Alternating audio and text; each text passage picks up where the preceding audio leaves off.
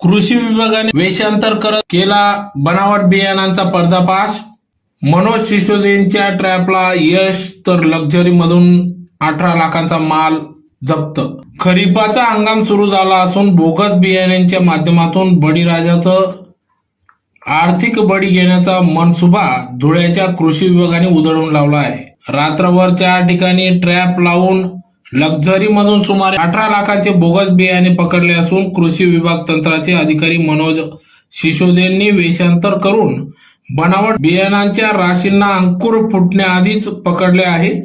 या संदर्भात शहर पोलिसात व तालुका पोलिसात गुन्हा दाखल होण्याची प्रक्रिया उशिरापर्यंत सुरू होती। गुजरात मधून येणाऱ्या ट्रॅव्हल्स मधून बोगस बनावट बियाण्याची वाहतूक होत असल्याची माहिती जिल्हा परिषदेचे कृषी विभागाच्या पथकाला मिळाली।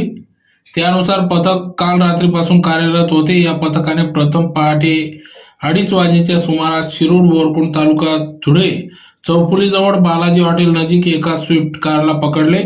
त्यातील एक इसम हा वाशिम येथून बोगस बियाणे घेऊन येत होता। त्याच्याकडून 3,42,000 रुपयाचे बोगस बियाणे जप्त करण्यात आले।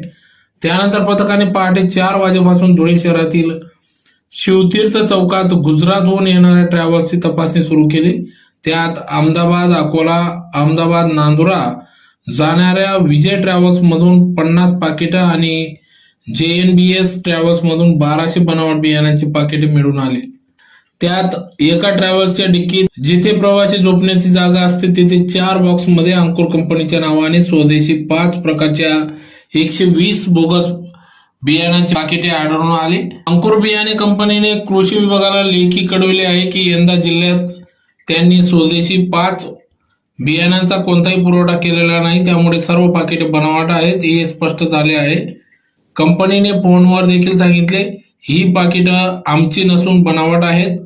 ही बोगस बियाण्याची पाकिटं नांदुऱ्याकडे जाणाऱ्या एका व्यक्तीने मागविल्याची माहिती समोर आली असून त्याच्यावर गुन्हा दाखल करण्याची प्रक्रिया शहर पोलिसात सुरू होती। या बनावट बियाणांमुळे शेतीचे मोठे नुकसान होत असते, यात शेतकऱ्यांचे आर्थिक फसवणूक देखील होते।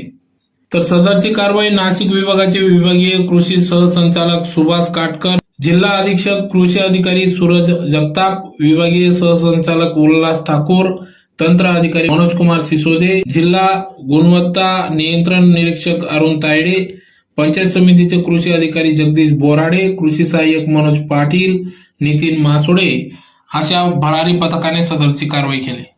संपूर्ण धुळे विभागातून बोगस बियाणे चेकिंग, तपासणी, गुणवत्ता कामी, नमुना घेणे